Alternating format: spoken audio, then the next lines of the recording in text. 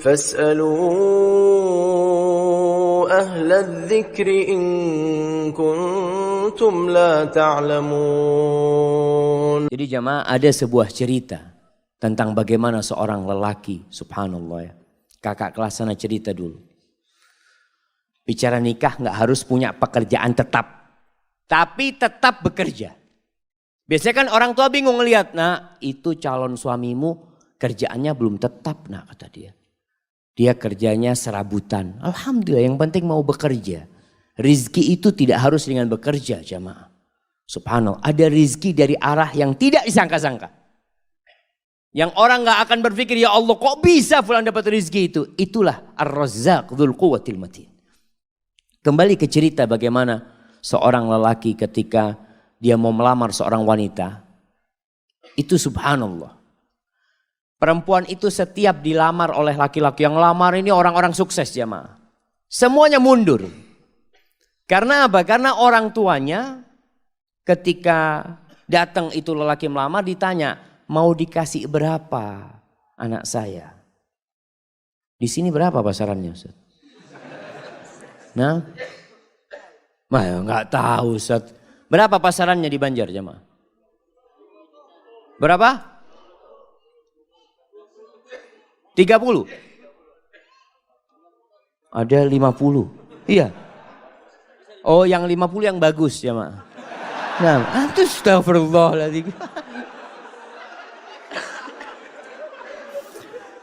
Jadi 20 yang pertengahan gitu. Masya Allah. Tapi memang ada mahar, itu ada mahar standar jemaah. Setiap kampung itu punya standar yang berbeda-beda. Dan itu diperbolehkan dalam agama, nggak ada masalah itu. Umpamanya umumnya 30 juta. Sudah, orang tuanya tanya mau dikasih berapa. Bingung mau dikasih berapa, ini anaknya orang kaya. Akhirnya mundur semua. Datanglah seorang pemuda, dia dengar tentang anaknya fulan ini. Anaknya orang kaya ini. Dia ngomong sama sahib-sahibnya, anak mau melamar dia, siapa tahu diterima. Ya Allah, orang yang lebih sukses dari kamu mundur, apalagi kayak kamu. Nah, punya kan, ya bismillah kan, siapa tahu diterima. Berangkat dia melamar. Ini tidak harus cinta, tapi cocok. Berangkat dia. Sampai ke sana ngobrol sama calon mertuanya. Sama ditanya sama calon mertuanya. Mau dikasih berapa anak saya? Apa kata calon mertua? Kata calon menantunya, Bapak minta berapa? Oh Allah jamaah. Ini jamaah. Kamu jual saya beli. Minta berapa? Masya Allah. Karena dia memang maklar jamaah. Dia itu kerjanya maklar kemana-mana. Jadi ngomong gitu tuh biasa dia. Dia minta berapa Bapak gitu. Waktu itu sebelum Krismon jamaah. Oh zaman ini ceritanya jamaah. Kata orang tuanya berapa lah 15 juta nggak apa-apa kata dia. Cuma 15 juta paman kata dia. Subhanallah jemaah. Jangan paman. Masa anaknya Ami yang dari kecil Ami rawat ya. Ami besarkan, Ami sekolahkan cuma dihargai 15 juta. Ami anak kasih 1 miliar. Betul ini ceritanya jemaah. Tapi sekarang anak gak punya duit. Iya memang dia gak punya duit. Artinya dia ingin ngasih gitu jemaah. Antum ketawa. Subhanallah jemaah. Subhanallah. Akhirnya ya sudah. Diterima jemaah. Itu keluar dari sana teman-temannya bingung. Kok bisa diterima kamu kata dia. Ada ceritanya kata dia. Masya Allah. Akhirnya menikah. Menikah dengan utang dia. Mahar itu boleh utang. Makanya ketika antum menikah. Kan orang tua mengatakan maharnya sekian tunai atau utang. Walaupun anak gak pernah dengar yang utang jemaah ya. Karena yang disebutkan maharnya itu cuma 100 ribu, 1 juta, seperti itu. Padahal kadang-kala maharnya di zaman sahabat itu, maharnya itu 1 kebun kurma. Isinya 400 pohon. Berapa miliar itu jemaah. Nah itu bisa utang. Akhirnya menikah. Setelah menikah tetap kerjanya serabutan dia ya. Maklar, jual ini, jual itu. Dia punya utang 1 miliar. Subhanallah jemaah. Suatu saat dia cerita, Mertuanya ini ngobrol sama menantunya yang kaya-kaya. Cuma satu yang miskin jemaah. Yang kaya-kaya. Ngobrol masalah durian jemaah. Oh Masya Allah durian yang enak, durian ini, itu macam-macam. Akhirnya si menantunya yang miskin ini minta izin. Paman, ana mau keluar dulu sebentar ya, kata dia. Akhirnya dia keluar rumah. Ke tempat sohibnya, pinjem duit 20.000. Ana pinjem duit 20.000. Buat apa ini? Mertua ana kepingin durian. Dia beli durian jemaah. Dia bawa. Sampai rumah masih ngobrol durian ini jemaah. Dia ngomong, paman afwan ana gak bisa beli yang bagus. Yang mudah-mudahan ini enak buat paman. Itu mertuanya langsung jatuh cinta sama menantunya nih jemaah. Yang kaya raya cuma ngomong doang durian. Ada langsung beli jemaah. Subhanallah jemaah. Antum itu kalau jadi menantu yang bener. Mertua ngomong durian berarti kepingin durian. Masya Allah jemaah. Ini akhirnya nih menantu jadi menantu kesayangan. Sampai kakeknya istri dia itu, neneknya pernah suatu hari karena sayangnya sama ini menantu ya. Baik menantu ini. Cuma duitnya memang gak banyak. Tapi dia mau kerja. Makanya ketika itu dia mengatakan lupa. Salah satu yang diucapkan kepada calon mertuanya ini. Paman ana sekarang gak punya duit. Tapi alhamdulillah Allah kasih anak akal bisa berpikir. Allah kasih anak lutut, anak bisa berjalan. Anak insya Allah akan lunasin hal itu. Subhanallah. Sampai suatu hari dia dipanggil sama neneknya istrinya. Kata neneknya, nak nenek ini punya duit 500 juta. Nenek mau kasih buat kamu. Subhanallah jemaah. Si menantu malu jemaah. Janganlah nenek kalau mau kasih ke cucunya nenek. Biar nanti anak pinjam anak putar duitnya. Masya Allah. Antum ketawa. Ini laki-laki terhormat jemaah. Artinya dia gak mau terima. Dia nanti mau pinjam sama istrinya. Kalau sudah punya istrinya dia bisa pinjam. Masya Allah jemaah. Akhirnya diberikan kepada istrinya, duitnya diputar, dia lunasin 1 miliar jemaah. Maka carilah laki tadi yang gak harus punya pekerjaan tetap. Masih banyak masyarakat Indonesia itu yang berpikir kalau cari pasangan hidup yang pegawai. Yang sudah punya gaji tetap. Jangan sama orang yang baru usaha kecil-kecil nanti bangkrut dia katanya. Kalau pegawai kan ada jaminan nanti. Ada jaminan masa tua macam-macam. Lah, nggak harus. Maka itu kriterianya.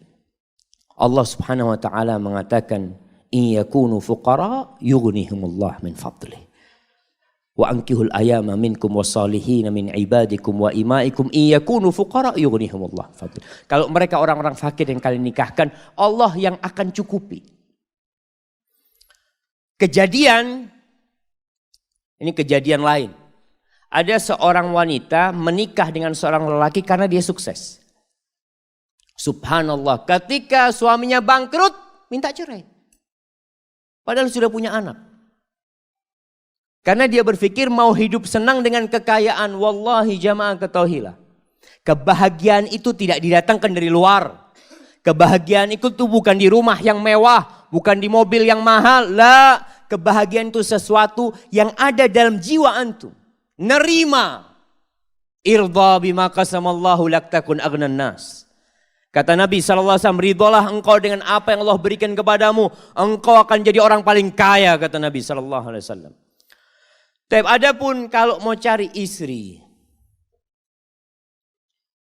maka Rasul SAW mengatakan tungkahul mar'ali arba.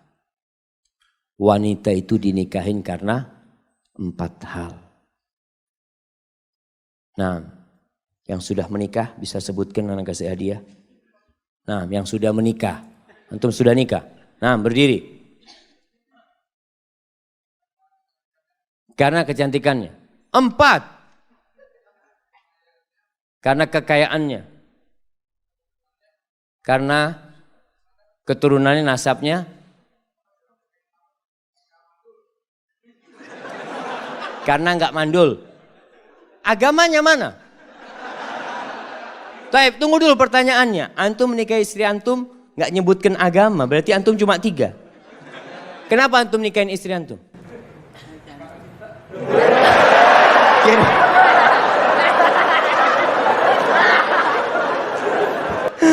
Masya Allah, Masya Allah. Ambil hadiahnya. Hadiahnya ditukar, Afan. Hadiahnya ditukar. Karena dia menikah, karena cinta, anak kasih keluarga sakinah. Masya Allah. Bismillah. Alhamdulillah jamaah. Ada yang menikah karena cinta. Apa yang menyebabkan dia cinta? Wallahu a'lam. Bisa jadi karena cantik. Istri antum mudah-mudahan cantik. Tapi ingat, kecantikan itu akan hilang. Tapi kalau cinta yang ada di hati kita tidak akan pernah hilang dengan izin Allah SWT. Kata Nabi SAW, tunkahul mar'atu li arba' limaliha wa hasabiha wa li jamaliha wa li diniha. Karena kekayaannya, sebagian orang mengatakan, alhamdulillah ana mau cari perempuan kaya Ustaz. Kenapa? Ana sudah lama hidup susah Ustaz. Paling nggak bisa numpang hidup nyaman dengan hartanya istri. Ada. Janda nggak apa-apa janda. Ada yang seperti itu jemaah. Maka antum jangan heran ketika melihat anak muda menikah janda sama umur. Dia umur 20, istrinya umur 35. Janda punya anak 2. Nggak apa-apa, mungkin karena hartanya dia menikah. Yang kedua, karena nasabnya yang mulia. Keturunan Raja Banjar. Masya Allah. Yang ketiga, karena kecantikannya. Ini normal. Orang menikahin wanita karena kecantikannya. Yang keempat, karena agamanya. Lalu apa kata Nabi SAW? Fadfar bidhatid din taribat yadak.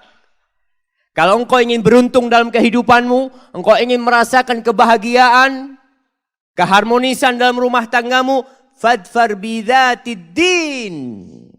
Berbahagialah engkau mendapatkan agama, mendapatkan wanita yang agamanya baik.